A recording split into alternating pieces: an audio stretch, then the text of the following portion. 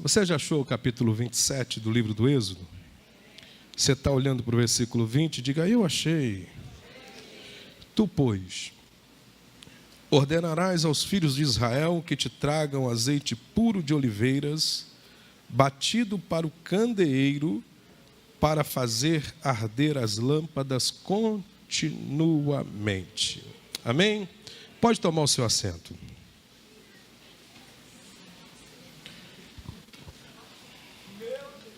Duas unções específicas permeavam a antiga aliança. Poderia falar de três, vou falar de duas. Duas unções se manifestavam no Antigo Testamento de forma expressiva. O que é a unção, pastor? A unção é uma capacidade, é uma capacitação. Quando Deus determina que alguém deverá ser ungido para um propósito, esse alguém está sendo capacitado por Deus para exercer uma função. Exercendo essa função, essa pessoa vai brilhar de acordo com a sua chamada. Ou melhor dizendo, será instrumento nas mãos de Deus de acordo com a sua vocação. É bem verdade que Deus, nos seus planos tão específicos, nos seus propósitos extraordinários, separa pessoas para um objetivo, para um propósito. O Antigo Testamento é marcado pela unção profética. A unção dos profetas do Antigo Testamento, elas são tão nobres, tão extraordinárias, que eles tinham a capacidade de extrair do coração do Criador dos céus e da terra uma revelação, um segredo, uma orientação, de modo que os profetas falavam ao povo, trazendo orientações divinas. Deus sempre utilizou o ministério profético para fazer como fez hoje aqui. Para palestrar com alguém, para trazer aquilo que está oculto, escondido, revelar a sua grandeza e a sua soberania, através de um dom extraordinário que permeia o Novo Testamento, chamado dom da profecia. Mas o Antigo Testamento era um ministério.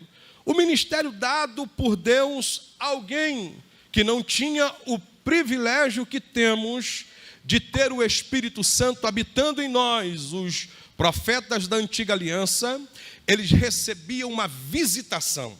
O Espírito Santo pairava por um momento, a glória do Eterno se revelava, e alguém abria sua boca e entregava uma mensagem original, extraída do coração de Deus, que fazia toda a diferença no cenário dos filhos de Israel. Os profetas aparecem no Antigo Testamento com essa missão. Eu destaco um profeta da antiga aliança que aparece num período muito sombrio da história. Nasce no dia em que o faraó determina a morte aos recém-nascidos. É o profeta Moisés, escolhido por Deus e gerado em um ventre em meio à escravidão, nasce com um propósito específico. E ele é o libertador de Israel. Lembrai-vos que este profeta, ele tem uma intimidade, uma profundidade, uma sensibilidade, um acesso livre à presença de Deus de uma forma tão extraordinária, que Deus, quando falava com Moisés, o próprio Deus chegou a ponto de testificar isso. Com os demais, eu converso por enigma, mas não é assim com o meu servo Moisés. Com Moisés eu converso face a face, tete a tete, como qualquer homem conversa com seu amigo. Foi Moisés esse instrumento que Deus utilizou para tirar os filhos de Israel da escravidão. E foi Moisés também um instrumento que Deus usou para estabelecer as leis. E vale a pena ressaltar que o encontro que Deus determinava com Moisés era no monte com seus 2.800 metros de altitude. Moisés subia ao Sinai, o ponto de encontro, onde Deus descia na sua glória, e a sua presença era algo tão extraordinário, que Moisés, mesmo com a idade avançada, sentia Deus, percebia a sua presença, e quando descia, o povo gritava: Arão, Arão, o irmão de Moisés, põe um véu na face de Moisés. E Arão dizia: por quê? Porque tamanha é a glória de Deus na sua face. A face desse profeta brilhava, mas eu me recordo que em Êxodo capítulo de número 33, versículo de número 18, Moisés está com a sua idade avançada, mas não importa a idade. O que importa é o chamado. Lembrávamos que com 8 anos o Senhor chamou Josias para não haver entre nós nenhum questionamento. Passei do tempo, pastor, estou com idade. A um Deus chama com 8 e Moisés chama com 80. Com 80 anos Moisés aparece num cenário profético. É assim mesmo, com 8 ou com 80 não importa. O que faz a diferença é a unção de Deus na vida de alguém. Alguém está pegando essa palavra aí, meu irmão? A unção que veio sobre Moisés fez de Moisés um homem extraordinário. Êxodo 33, Moisés sobe ao cume do Sinai, a sua idade está avançada, e Moisés diz assim: eu fico impressionado porque alguém como Moisés vai fazer esse tipo de oração. Alguém que quando, diante da adversidade, Deus diz assim: por que tu fica clamando? Tu não precisa nem clamar. Diga aos filhos de Israel que marche. Moisés, toca no mar e o mar vai se abrir. Ora, alguém que tem essa intimidade com Deus precisa rogar para Deus mostrar a glória. Já não bastava a glória vista no deserto, mas Moisés sobe ao cume do Sinai e ele vai diante de Deus e Deus diz assim para ele: Moisés, desce logo. Moisés, minha glória eu não mostro e não revelo a ninguém. Então Moisés dissera assim para Deus: Deus, se tu não mostrar a tua glória, eu também não desço. Eu só saio daqui depois que eu ver a tua glória, depois que eu sentir a tua glória, depois que eu cantar na tua glória, depois que eu pegar na tua glória, depois que eu for envolvido na tua glória. Eu vim determinado a receber glória. Só quem veio levanta essa mão e faz aquele barulho que o diabo odeia.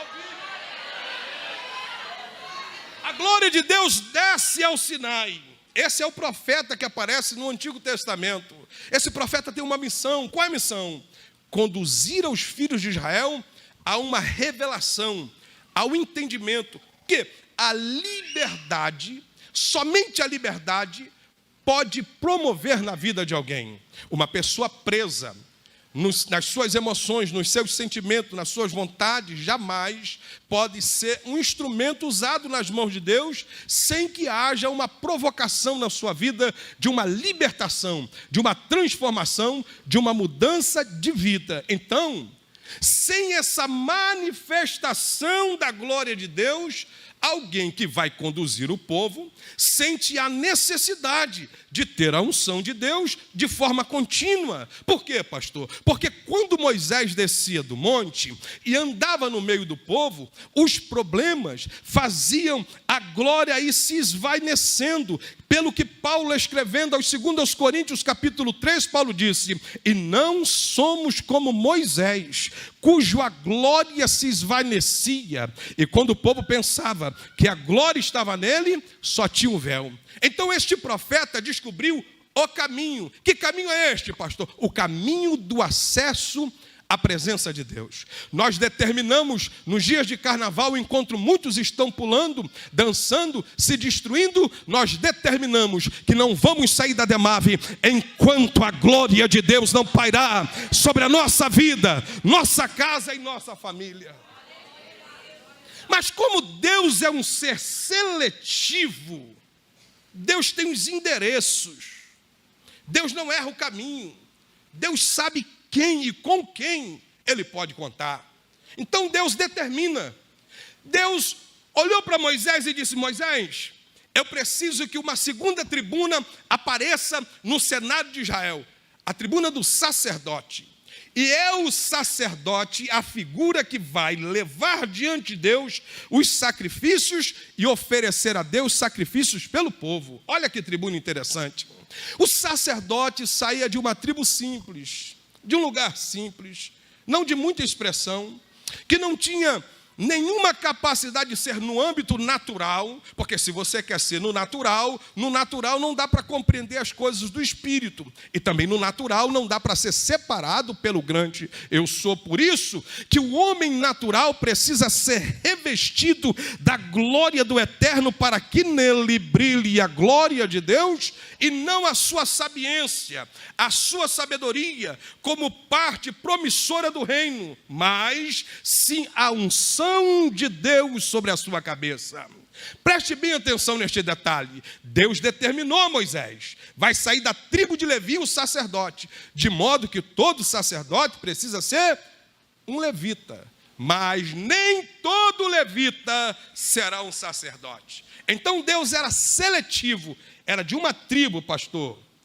Ele saía de uma tribo, só que Deus determinava quem seria o sacerdote. Era uma escolha, era determinado por Deus. Porque eu posso até gostar de alguém na minha igreja, eu posso até admirar alguém na minha igreja, eu posso até conhecer alguém na minha igreja, mas eu não conheço a intimidade desta pessoa. Quem conhece o secreto, o oculto, o escondido, o deitar, o levantar, por dentro, por fora, é aquele que está sentado em um alto e sublime trono, que está rodeado de glória, sendo celebrado eternamente. Então Deus era seletivo.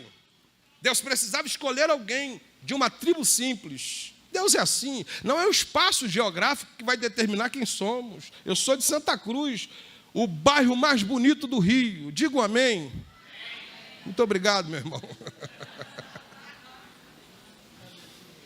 Só que eu descobri um detalhe: e a chamada de Deus, ela vai provocar em nós uma visão ampla. Não é o local que vai determinar quem nós somos, é a nossa visão. Você pode nascer de uma família simples, pode ser até discriminado dentro dela, mas se Deus lhe der uma visão de crescimento, não tem que lhe pare. O diabo só para pessoas indecisas, o diabo só para pessoas oscilantes. Gente determinada, o diabo não para. Gente determinada vai levantar a mão nesta noite, vai dar glória para encher o céu de glória. Gente determinada não para por nada. E gente determinada não se deixa ser colocado para baixo, de canto. Não, pastor, não estão me entendendo, eu estou de canto. Canto da onde? Do banco, pastor. Nem oportunidade me dão. Olha o que o Espírito está falando para você hoje. Gente determinada entende o momento. E o momento não define o seu futuro. Gente determinada entende o propósito. E o propósito é maior do que o momento. Gente determinada sabe aonde quer chegar. Não tem inferno, não tem Sambalate, não tem Tobias, não tem macumba na encruzilhada, não tem pai de santo, nem mãe de santo. Gente determinada vai sair daqui de posse, de vitória. Então a pessoa era escolhida.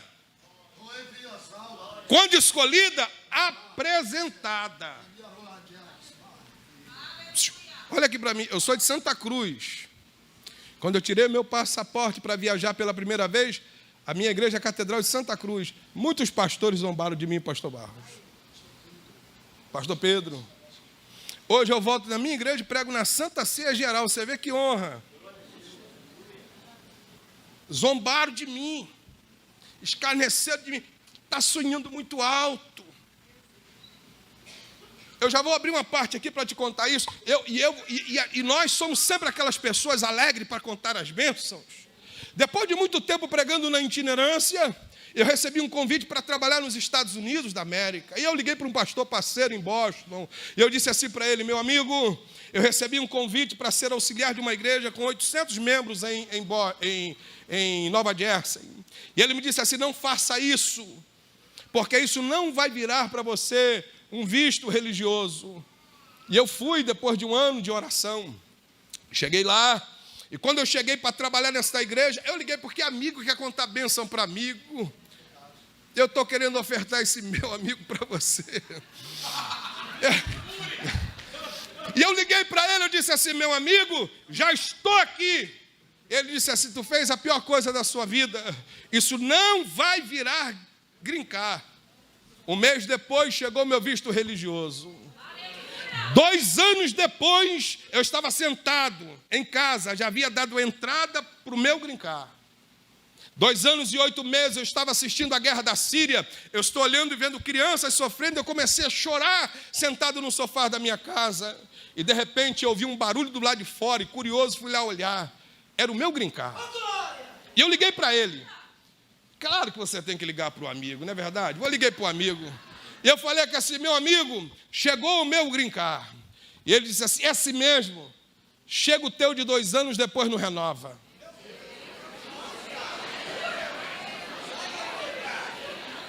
A Demave está precisando de gente assim, pastor?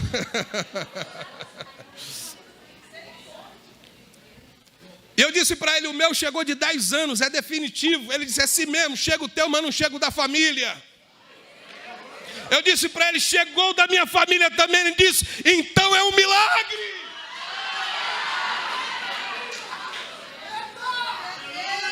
Deus é seletivo na escolha. Deus ordenava, vá à tribo de Levi, separa o moço para ser o sacerdote. Esse moço estava no anonimato.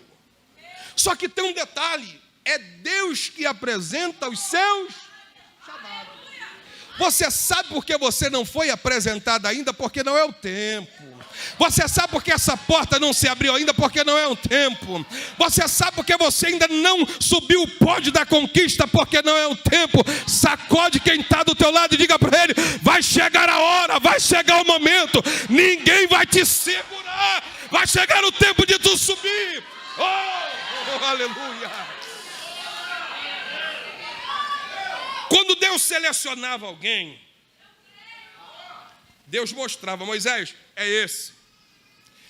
Só que para ser o sacerdote precisava ser ungido. Ora, entenda uma coisa é a separação, outra coisa é a unção. A unção tem processo. A unção tem processo. Você pode ser separado, mas para ser ungido tem um processo. E Deus não vai fazer sem antes os processos. Tem que ter o processo. E uns são processados mais e outros estão processados menos. Mas tem processo. Quando separava o menino, agora precisava ungir, precisava colocar sangue na orelha direita, óleo na cabeça. Agora, presta atenção neste detalhe. A unção também ela era seletiva. A azeitona que era colhida também era selecionada. Por quê, pastor? Porque Deus só leva para a prensa quem tem óleo. Você está entendendo? Gente que não tem óleo não passa em emprego. Você fica, meu Deus, tanto tempo esses crentes estão passando em luta, esse irmão não passa por nada. Irmão, mas Deus só leva quem tem. É só quem tem, é só quem tem, é só quem tem. É só quem tem óleo na vida que passa. Não tem jeito, não tem para onde correr. Então, selecionava, colocava-se um pano embaixo, tirava a azeitona, levava para a prensa. Aí espremia a azeitona até sair óleo. O óleo que saía dessa prensa ia ungir o sacerdote, era a primícia. Mas Deus não levava ou não autorizava a levar se não fosse selecionada. Você está entendendo? E você não está compreendendo, tu foi escolhido, selecionado, chamado, vocacionado, e está dizendo assim, Deus, eu não estou entendendo esta prova, eu não estou entendendo esta luta, eu não estou entendendo esta crise, e eu venho lá do estado da Flórida para dizer para você, o teu Deus está entendendo tudo, está sabendo de tudo, está na mão dele o controle para abençoar a tua vida. O primeiro óleo saía e ia ungir o sacerdote. O sacerdote era ungido para exercer uma tribuna. Sacerdote não conseguia exercer nada sem a unção. Mas a unção tem processo. É aí que você precisa entender que tem um processo. A coisa mais linda, principalmente nos círculos de oração, é quando Deus fala conosco, eu te chamei com um propósito. Vou te enviar às nações. Vou fazer de ti um vaso nas minhas mãos. O que tu nunca espera é o processo. E é exatamente no processo que a gente fica reclamando. É exatamente no processo que alguém fica reclamando. Aqui no Rio de Janeiro tem a chamada moenda. A moenda, você passa a cana e do outro lado alguém pega a cana e diz assim: ora, ainda tem caldo. Aí passa de novo, aí chega do outro lado, ainda tem caldo. Aí o negócio já está no bagaço, mas ainda sai uns caldinhos ainda, passa de novo. Se a cana pudesse reclamar, ela dizia: que coisa ruim está acontecendo com a minha vida. O que é que estão fazendo comigo? Mas ela não pode reclamar, assim deve ser o crente. Está doendo, está na moenda, está chorando, está difícil, mas tem caldo, mas tem caldo, mas tem caldo, mas tem caldo. E se tem caldo, e se tem unção, tem glória. E se tem glória, dá glória. Vai, meu irmão, não economiza a glória. Crente não vive sem glória. Crente não vive sem glória. Se tem glória, dá glória. Aleluia. Quando ungia o sacerdote, apresentava a ele, antes da unção, um mero menino. Não é ninguém, é daquela pequena tribo, é daquela comunidade, é lá de Santa Cruz. Antes da unção, pastor Jorge. Antes da unção é assim mesmo, né? Quando não tem a unção, está de canto, porque a unção te mostra. Você vê um ungido, ele é diferente, ele tem um jeito diferente, ele anda diferente, se porta diferente, fala diferente. Quando ele abre a boca, tem alguma coisa de Deus na vida dele, ele sempre tem um segredo nele. A unção, ela faz a diferença. Então, a Bíblia diz que quando separado, Deus mostrava a pessoa, ele exercia o ministério sacerdotal. Esse era o primeiro óleo extraído da prensa.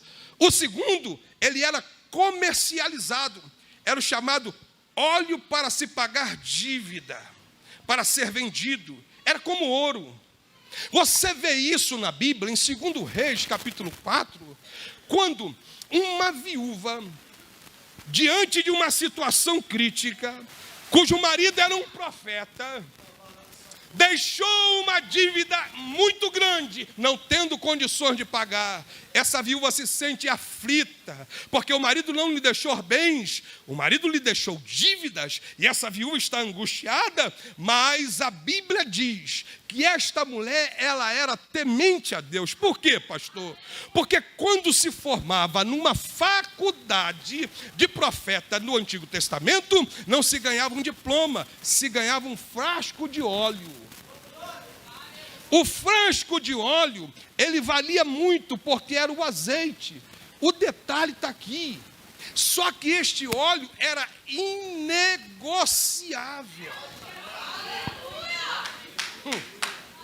Porque não se pode negociar óleo que Deus dá para a gente.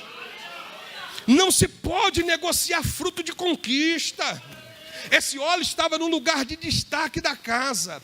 Esse óleo representava a honra da família. Quem visitava a casa dessa mulher dizia: o marido dela é profeta, ali está o seu diploma de profeta, o marido dela é alguém de expressão. É a honra da casa, e a honra da casa não se vende.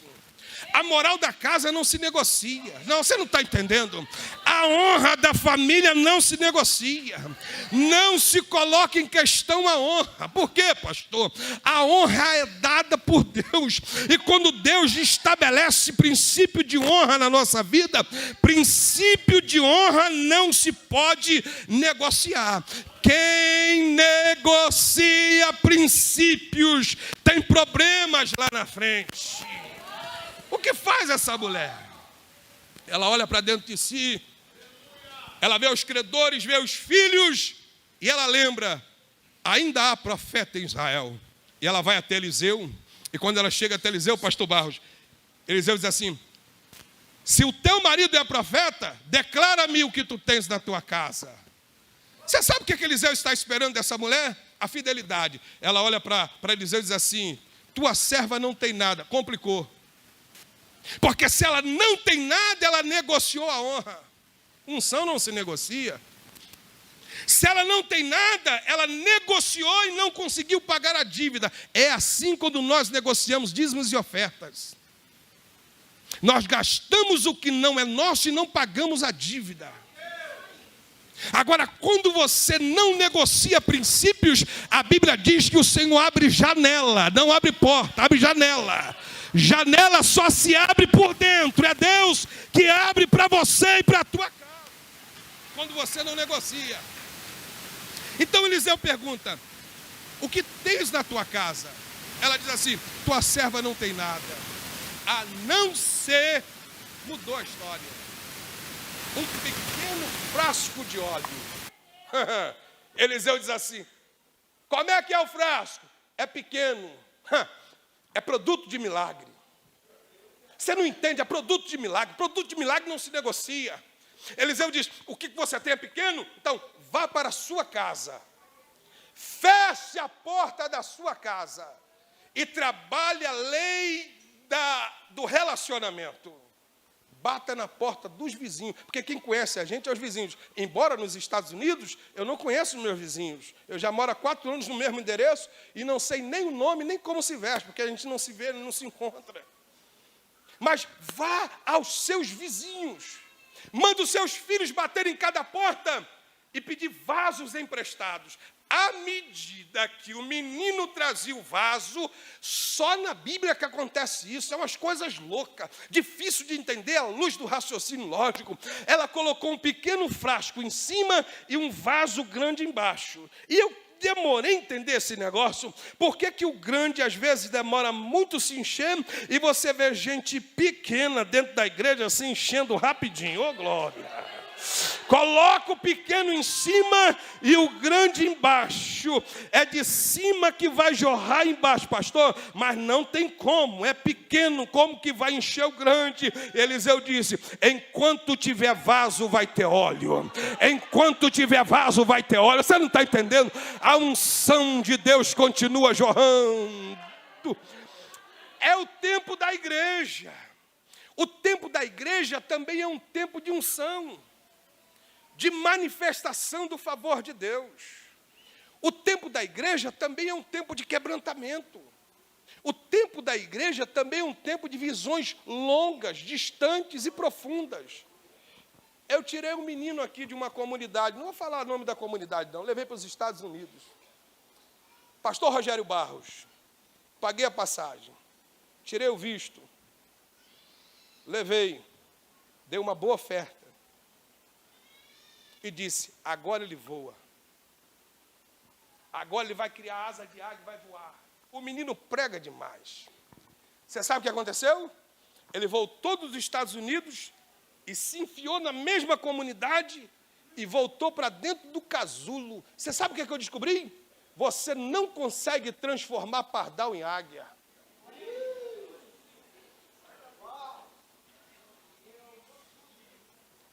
Tem gente que você não está entendendo, está andando com um pardal que só anda abaixo, só voa abaixo. Está reclamando de quê? Deus colocou uma unção na tua vida para você olhar distante, ter percepção espiritual, sensibilidade espiritual, entender mistérios. Você fica se limitando, colocando dificuldade além do que já existe, e Deus está falando para você: pare de olhar para a dificuldade e comece a olhar para aquele que te vocacionou para uma grande obra. O menino voltou para o mesmo lugar, ele era para voar. Alguém me deu um pequeno empurrão no início. A primeira vez que eu fui para os Estados Unidos, já foi muitas vezes lá, eu fui para Los Angeles, não falava um A em inglês. Desci no aeroporto. Menino de Santa Cruz, você conhece Santa Cruz? Cheguei no aeroporto de Los Angeles. Fui para a imigração, peguei um americano, um estilo oriental. Ele falava um inglês pior do que... Eu já não entendi o inglês normal, pior dele. Entrei na América. Eu disse: eu vou voar neste lugar. Eu vou alcançar este lugar. Se Deus falou comigo isso, se eu acreditar e dar um passo, transforma nisso. É por isso que você está vendo muita gente de talento enferrujada no canto, porque não consegue enxergar com os olhos da unção. Quando você enxerga com os olhos naturais, existe parede. Quando a unção está na tua vida, não tem parede. Quando a unção está na tua vida, não precisa nem de dinheiro. O dinheiro chega, a porta abre, o milagre acontece. Oh! Eu disse: disse, eu vou alcançar esse país. Eu vou andar tudo. Tudo aqui eu vou andar. Eu fui comprar uma passagem e entrei no site e fui lá e falei para o irmão assim, eu quero comprar dessa aqui, Unitende. É United.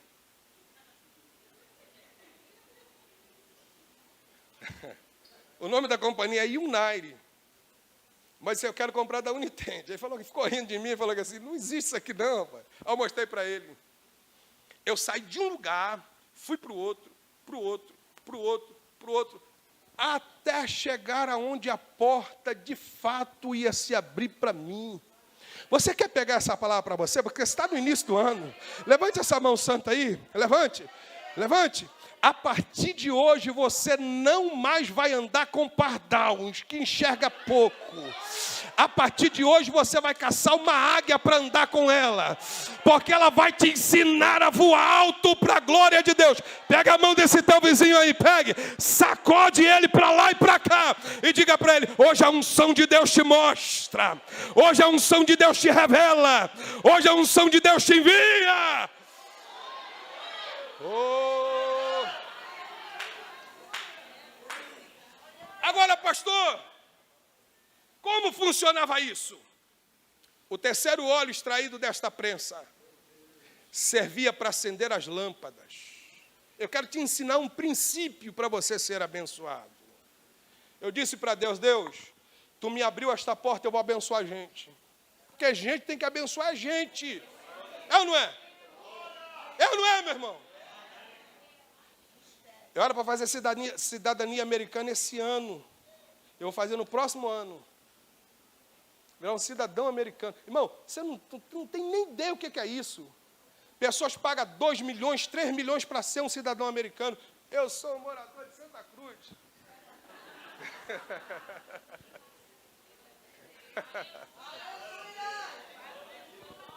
O terceiro óleo está no texto que lemos. Ele era para iluminar o templo. Olha como que tudo depende da unção. Jesus chega o tempo do Novo Testamento, Jesus diz assim, não se pode colocar uma lâmpada acesa debaixo da mesa. Irmão, você pode até colocar quem está aceso debaixo, mas alguém vai dizer, está ali, mas está aceso. Está ali, mas está aceso. Está nessa situação, mas está aceso. Está na prova, mas está aceso. Está com dificuldade, está mais aceso. Está desempregado, mas está aceso. Está doente, mas está aceso. Está passando problema, mas está aceso. Ele está aceso. Não adianta colocar embaixo.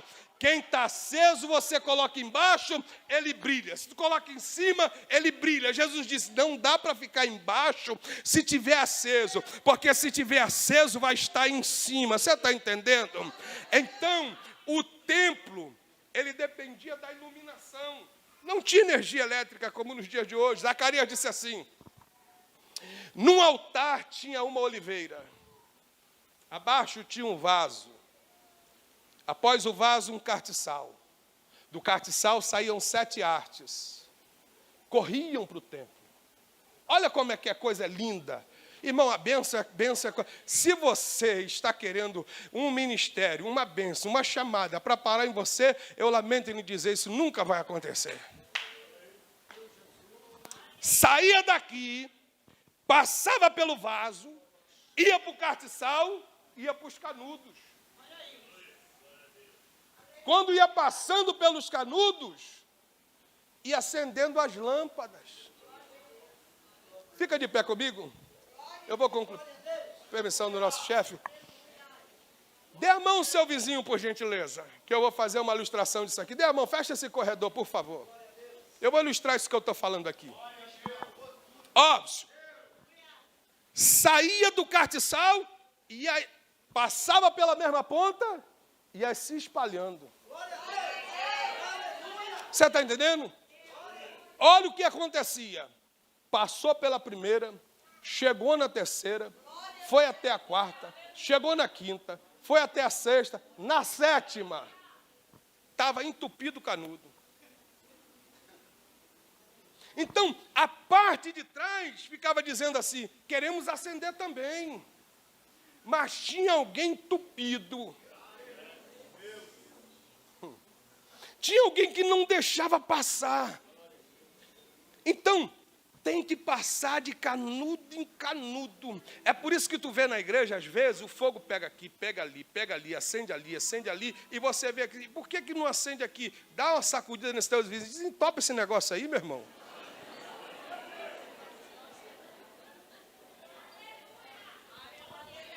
Diga para ele, eu estou precisando também desta unção, eu estou precisando também deste óleo, eu estou precisando também desta graça, eu estou precisando também deste poder. E acendendo uma por uma, ia passando por uma, acendendo a outra. A glória de Deus, ela é transmissível.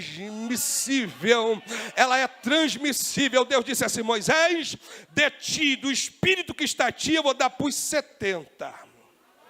Ela é transmissível. Quando Eliseu foi sepultado, os seus ossos já estavam secos, mas quando jogaram um defunto dentro da sepultura de Eliseu, voltava um milagre. Ele saiu de lá pulando. Por quê? Porque a glória de Deus é transmissível. Fecha os teus olhos, levante a mão desse crente. Antes de você orar comigo, diga para ele, desentope esse canudo, vai. Para de timidez, desentope esse canudo. Se tem glória, vai dando glória. Se tem aleluia, vai dando aleluia. Se é batizado com o Espírito Santo, vai adorando em línguas. Deixa acender. Deixa o Espírito Santo acender quem está do teu lado. Deixa passar por você. Vai, levante essa mão e vai glorificando. Enquanto tu glorifica, os céus descem sobre a tua vida. Enquanto você adora, Jesus te renova. Enquanto tu dá glória a Deus, Jesus te batiza com fogo. Oramanchom, ben chorabau, assá.